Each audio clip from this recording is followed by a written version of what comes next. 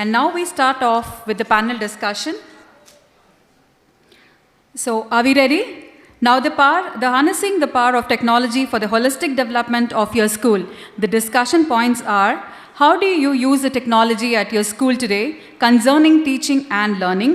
What are some of the best technology practices adopted by your school? What type of training and upskilling do you advocate for your teachers? Are the school ready with the technology infrastructure beyond the pandemic? Now, it's a privilege to welcome all the panelists for this. We have our moderator, 𝗟𝗶𝗸𝗲. So please come on the stage. Who's a chairperson, Bengaluru, 𝗟𝗶𝗸𝗲 Principal, MVJ International School, Bengaluru. Please come, ma'am. We have Dr. M. Rajani, Chairman, 𝗙liche Educational Group, Chennai. We have Rohan Agarwal, who is the Chairman, Red Bridge International Academy, Bengaluru. We have with us Asma Jalal, who is a co-founder and academic director, Knowledge Academy School, Chennai. We have Ashok Gowda, sir, who is a managing director of 𝗟𝗶𝗸𝗲 School, Electronic City, Bengaluru. Bunny, sir, it's a privilege to have all of you here. Vanmala Nagendra, who is a principal of SJR Kengeri Public School, Bengaluru.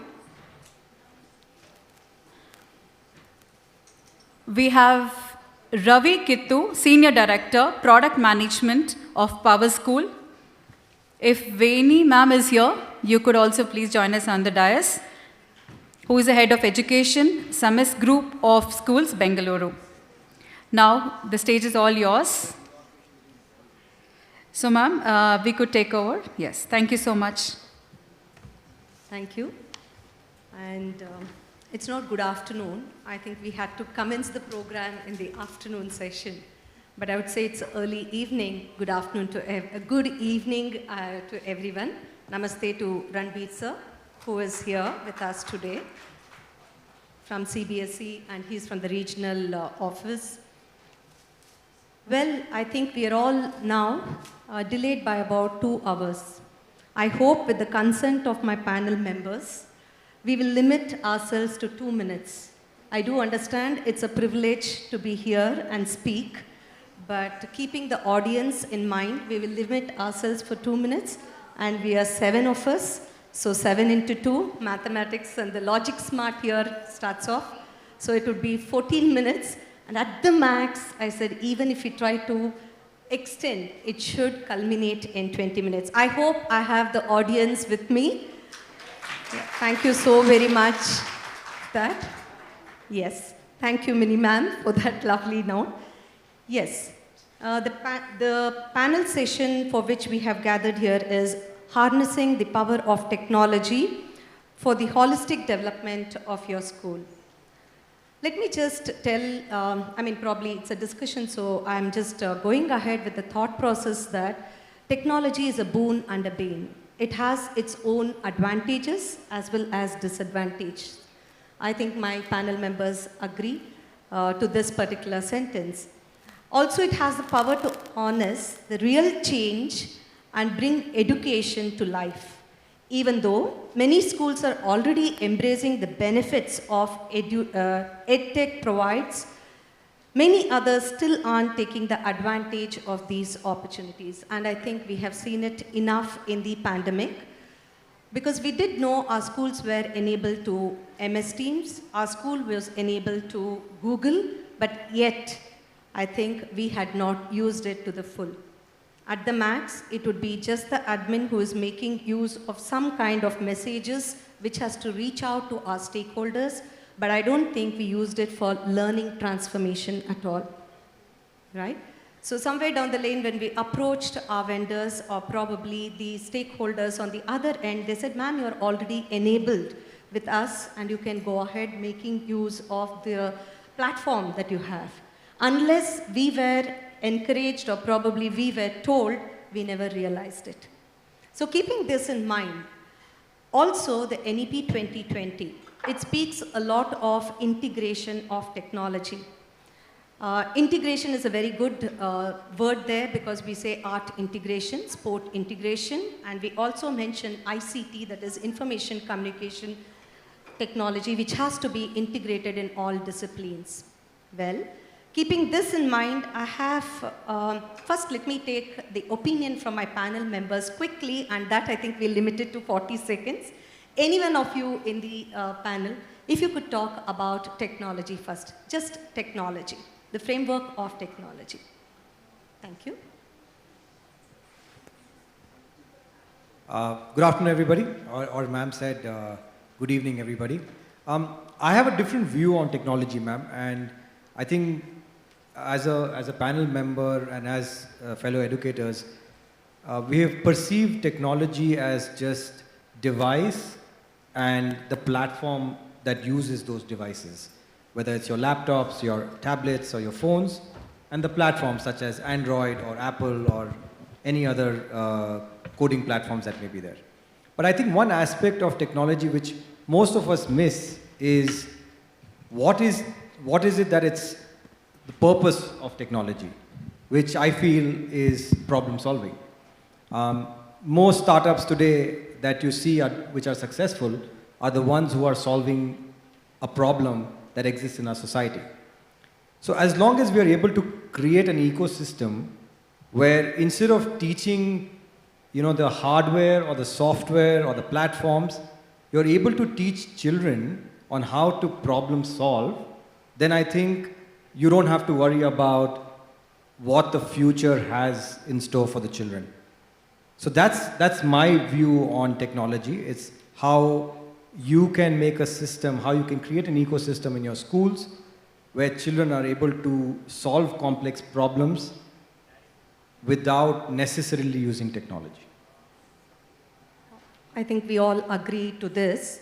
Especially technology brings in that kind of differentiated instruction in a classroom automatically, and it also helps the lopsidedness of the classroom, the affective domain which can be taken care of, considering all the last benchers sitting down, and now there has been some kind of possibility for them to engage, and even the Divyang students. That's what NEP 2020 also mentions. It has to be equitable education through technology which reaches out to numbers. Can't agree less to this, sir. Thank you so very much.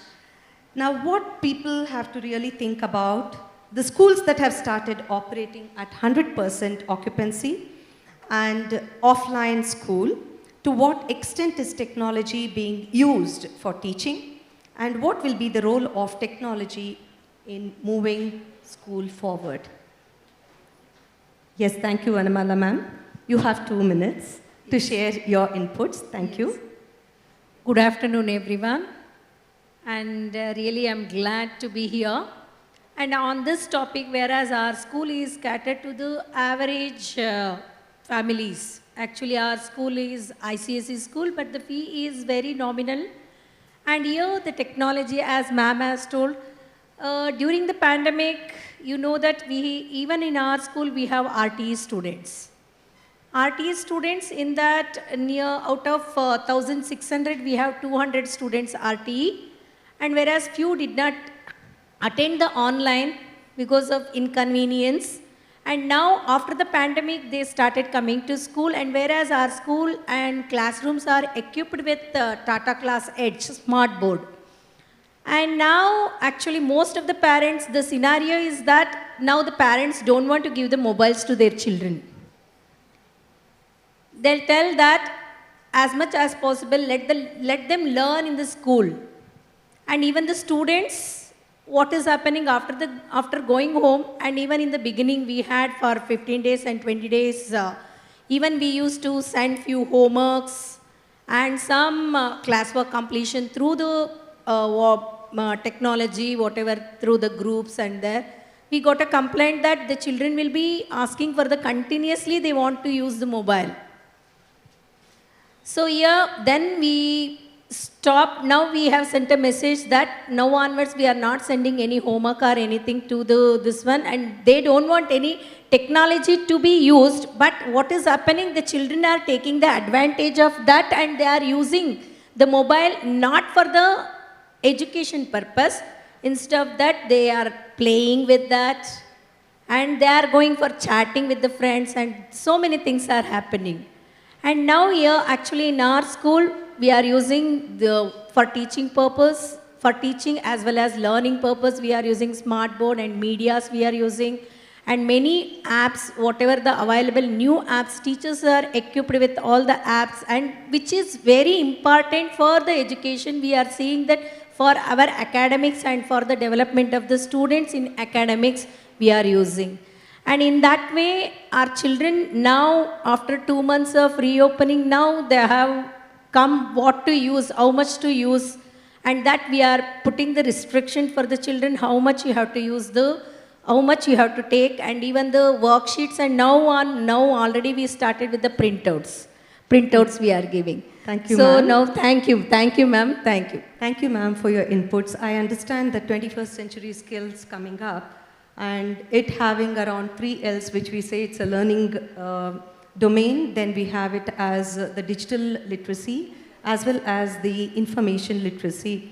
Keeping this IMT in mind, the technology literacy, sorry, not the information literacy, it's a technology literacy that we are talking about. Keeping these things in mind, if I remember, 𝗟𝗶𝗸𝗲, a UK-based company, had come up with the ERP solutions long back in 2012. And that was the first time I think Bengaluru was quite exposed to ERP solutions. And everywhere, whenever there is a networking that's happening or edu summits that's happening, we were looking forward for this kind of solutions that is available for us. So after which I think many of us have got indulged, and the schools have taken that as a handicap, and we are seeing that things are reaching out to children. But however, you did mention about the PowerPoints that you could be showing it, and you said you are using a smart board. So apart from this, what else do you feel technology, best usage of technology has been seen in your schools, ma'am? Yeah. Over to you, ma'am. Warm greetings to one and all present here. So first, when we choose a technology, we should first find out the reason for what we are going to use that technology. So in our school, what we do is we make sure that which category of learners this technology is going to help. That is what we first decide on. So we keep 3 main categories. One is as kinesthetic learners, another as visual learners, another as auditory learners. So for kinesthetic learners, what can we do? Already they are more active who wants to move around. So for that, we brought STEAM education, robotics into our academics. So what do we do in the STEAM educations? All the science, technology, arts, mathematics, everything is turned into a form of a projects. So what they learn in these subjects, they implement in the form of a projects. So keeping the technology in the mind, as well as to deal them with the humans, we form 3 groups of children in STEAM educations, where one is a production manager, another is a resource manager, another is a team leader. And they have all the instructions in the tab. So with that, they are able to balance technology as well as to be with the peers and learn whatever is to be learned in that subject. So this is what we do in terms of kinesthetic learners. Whereas with visual learners, what we do, we make sure that any of the learnings goes visually to them. For example, we have 3D visual learning, where the function of the brain or heart is being shown in 3D design, so that they are able to see the 360 degree of how it happens. Even sitting here, they can see what happens in Mars or in Pluto. So this is where we cater to the visual learners. With auditory learners, we have language lab, where they listen and they make sure that they learn the English accent, a neutral accent, where the teachers also use that neutral accent, and even children, auditory children, it enhance and enable their language development in it. This is how we decide on what the technology we have to use and which children it's going to cater it. Thank you so much. Thank you, ma'am. I just have one question here. Do we use technology only for academics? Is the school run, the technology in schools are running something else. What is it that you feel you could depend upon when it comes to technology in school apart from academics? Yes, second. Good evening, everyone. This pandemic taught us that we have to be tech savvy when we run the school. And we realized that people could not come to school, so school had to go home. And We have this parent-teacher meeting, PTMs often. Now we have converted that totally online, because knowing the space constraint and the traffic jams that cause, and the parents already come in flustered and they're not ready to listen to us. So we made it an online, we don't have the PTMs anymore physically, it's one-on-one on the platform. And then we have a group of institutions, so we have inter-school competitions and all that. We have converted that totally into an online group of competitions, that whatever we have is online. So that way we are also able to save time and do more work with the children. We have a full-fledged character development program going on in our school, and enrichment program, language enrichment program going on in our schools. So we have converted all that into a technology platform where the children do it by themselves. There are assessments, they assess themselves, immediately the results come out, they are able to know where they are, and they see their growth. So they are also enjoying all these activities rather than sitting in the class and listening to us. They enjoy because they want to work with the system. They think that, okay, and the parents are aware that they are using the technology usefully, they're not wasting it on anything else. Because we first we tell the parents what we are actually trying at and what they need to do. So the parents give the system to them and they work on it. So that way, a lot of work for us. It has become a hybrid model now. Though we are working offline, we are doing a hybrid kind of education in our schools. Thank you for that input, ma'am. I would certainly say it's both interactive. In a nutshell, to just give the briefing as to whatever you have mentioned, it acts as an interactive one because you're dealing with your stakeholders, that is your parents. Also with children, it becomes like a personalized learning. Right? They learn it, it is a self-paced learning, and I think digitally they manage it very well with the MOOC platforms that's available, and CBSE has made it possible. Many children are exposed, not only in CBSE, I think 𝗙liche platform gives us a good leverage to all the stakeholders, maybe it is the students, it is parents or the teachers, to do that kind of a self-learning and put that managing their time and skills in a proper manner. So I would say you're using technology both for your interaction with your stakeholders as well as a personalized learning. Anything else you would like to add on, ma'am, for the... Hello. So as per the technology is concerned, we cannot depart that from the concept, definition and formula. Why? Because as you asked rightly, that the technology is not only for the education in the classrooms, it is also used beyond the level, I can say, not only beyond the classroom, because I'm also a partner in Google Education. So I used to train the Bangladesh, Nepal, Sikkim, Bhutan, so such type of rural education teachers. We used to train on all the products of Google, how it can be helpful for the teachers. So what I can suggest you is actually the team. We used to say that team means together everyone achieve more, but I always say that technology educate to achieve more for the students as well as for the teachers. So in that way it goes. And we have a academy, 𝗙liche Academy, in that we have been connected to the US Accreditation Commission. So through that, hundreds of students in the last month, they have been appeared for the board examinations also. So that is truly based on the online education portal. Because the students who have been studying into that, they have been utilized this in a proper way. And the assessments also taken place through online. And last year also, there are more than 20-25 students, they appeared in board examinations, and it got a very good result, I can say. And usually I have authored a book called Pillars of the Society. It is nothing but it is tips. That means teachers, institution, parents and students. Right from Kanyakumari to Kashmir, thousands of schools have been taken a survey, and then I have implemented and found there are nearly 35 hidden problems irrespective of the language and the terrestrial region boundaries. We have a lot of problems in that. All the technology problems have been addressed very clearly.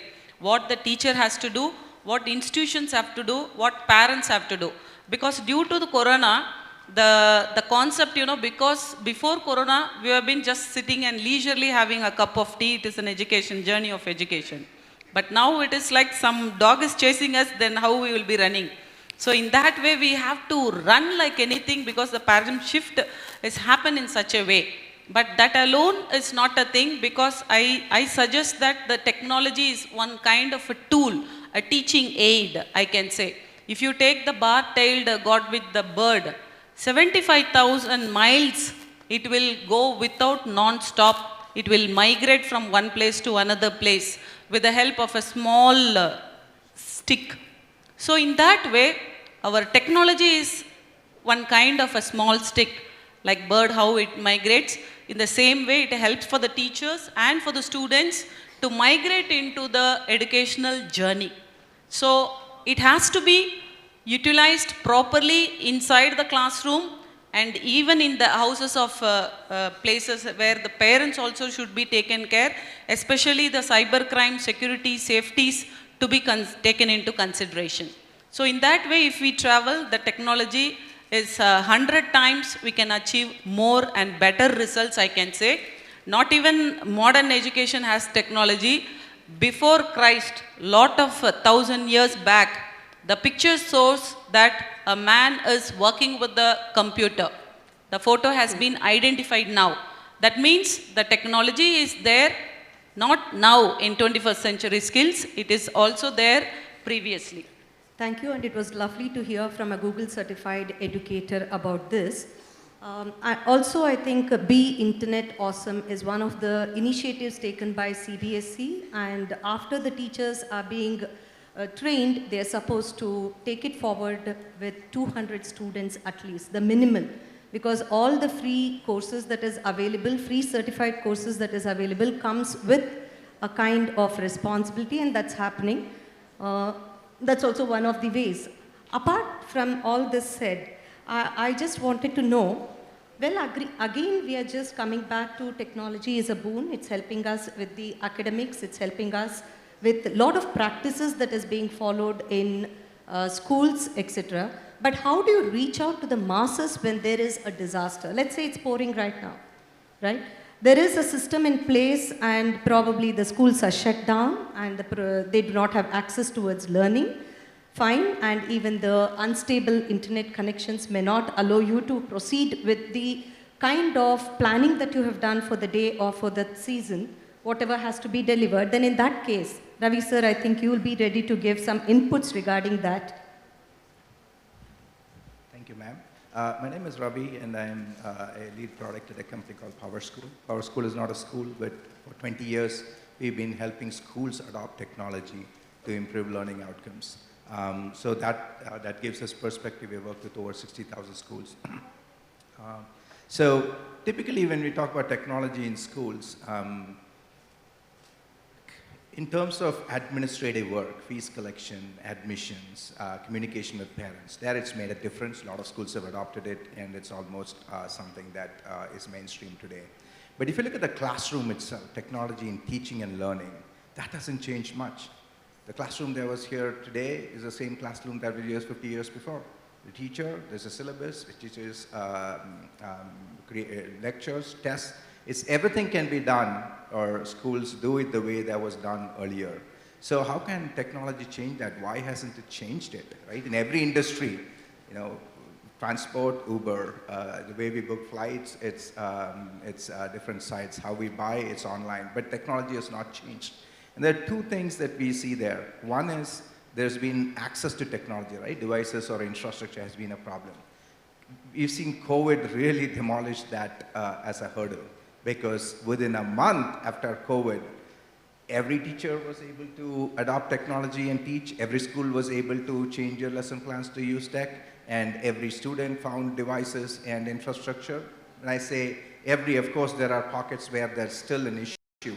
But we could see that when there's a need and there is value felt, schools and teachers can really change fast and adopt it.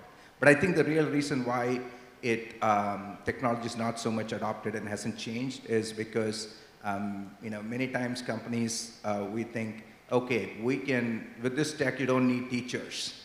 right? If instead of working with the teachers and building technology to help them, a lot of the solutions are, okay, even without teachers you can learn. Buy this tablet, learn on their own. But that doesn't work. So our focus has been on how do we blend technology with teachers, make technology alone won't work. How do we make sure the teachers can use tech to deliver better results? So just to add on to whatever you said, sorry to cut you short there, but then I think during our sessions like digital learning and management and so on, we do come across LMS platforms which we really make it, that awareness building towards the target audience, that is our participants from different schools who join us on the online training platform. And let me tell you, with my little knowledge that I had during the pandemic scenario, I did use, because I did see your presentation which did come up on Schoology. I was advocating this to my participants who joined me online. Why not use this Schoology? Because to some extent it was not premium, it was free, and it was like a collaborative tool for them to use that platform. As well as, I would say, of course, a lot of changes I can see. I think you have made those changes as of now, because I see that as a different thing. But a lot of other inputs which I got from my participants who joined and got this as a information is they could use the resources which was readily available to them on that particular platform. So somewhere down the lane, when we become literate on technology, I wouldn't say technology alone, it is being digitally literate. What to absorb and what we need not have to, because not all information which is there available at our fingertips are exact or 100% true. I hope all of you agree with this information which is being given. Last question I would like to ask our sir here. So which is that one thing that you wish technology can solve? One thing, sir. That would be your closing remarks for our panel discussion as of today. Technology can also have a lot of problems, but anyway, it can solve the mind mapping. Basically, the way the children are thinking today, we need to have a map of that, which will give a clear idea that whether the child is in a spiritual mode or what exactly his thinking is.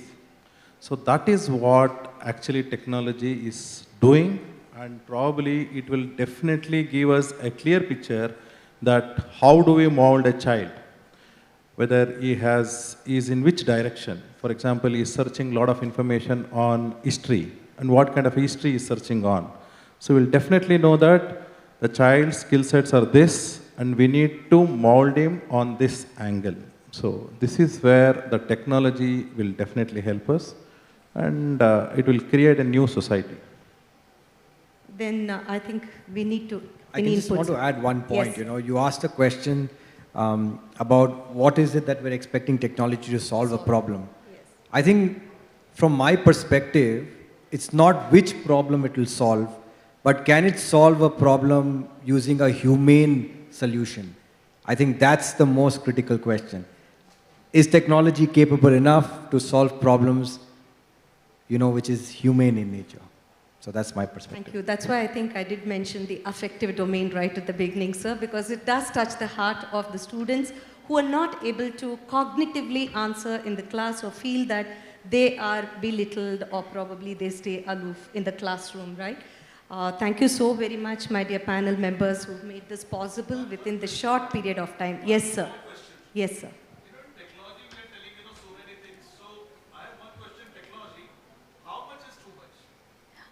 I think this is a mystery. How much is too much? Yes. Any takers?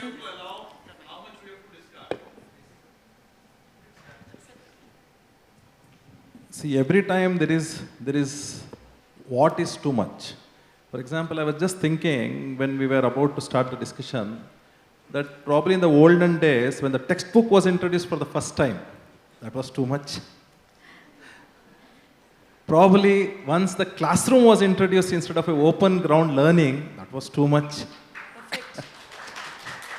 Probably now we have the computer sitting in front of us and we are learning through that, that is too much. Tomorrow we might just sit in our washrooms and visualize a class. Is that too much? So it never stops. I think he nailed it, sir, for you. Technology. Parents, when the textbook was introduced, it was too much for them. Tomorrow there will be closet learning, that is too much for them. So actually the problem is not with the kids, the problem is with the parent. We as educators should educate them. Probably our director will will understand the real problem. This is the problem what we are facing. Technology can break the school and make the school. If you use it and utilize it in a proper way, then it will give you better results, what I feel. If I could add to that, just a moment, ma'am. So we were talking to a principal, and we were talking about, what ways are you looking at using technology? And his answer was quite simple. Technology is the infrastructure of today. Just like tables and chairs were basic necessities for school, today technology is a basic necessity. So why do there are many ways I could apply it, but fundamentally think of it as infrastructure. Just I need to leverage in technology. I can do it in many ways, and schools will find that out as they use it. So that was something I wanted to share because I found that very profound, what that gentleman said.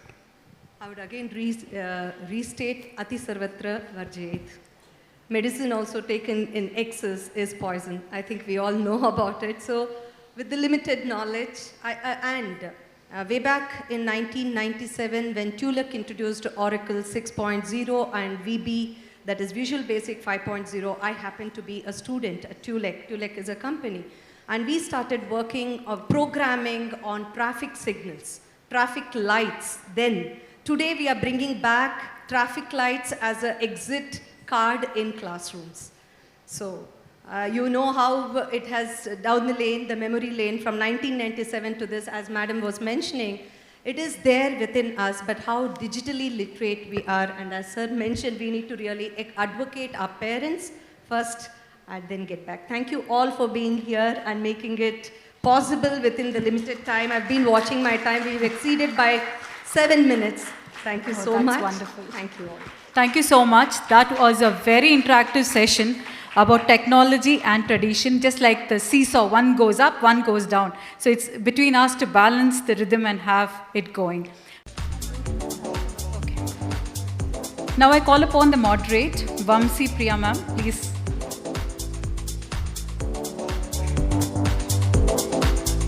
Who is the chairperson, Bengaluru Sahodaya, principal of MBJ International School, Bengaluru. Now I call upon Dr. M. Rajini, who is the chairperson, 𝗙liche Educational Group, Chennai. It's my pleasure to call upon Rohan Agarwal, who is the chairman, Redbridge International Academy, Bengaluru.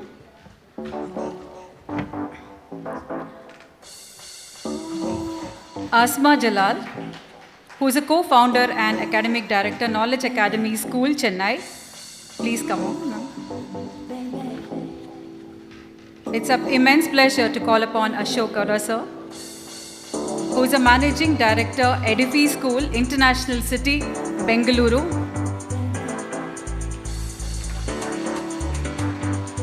And I call upon Vanamala Nagendra, who is the principal of SJR Kengeri Public School, Bengaluru.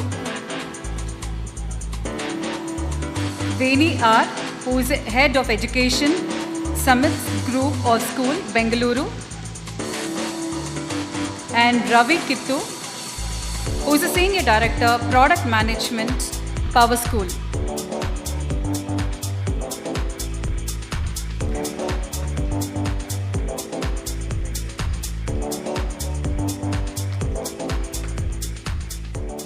Thank you so much.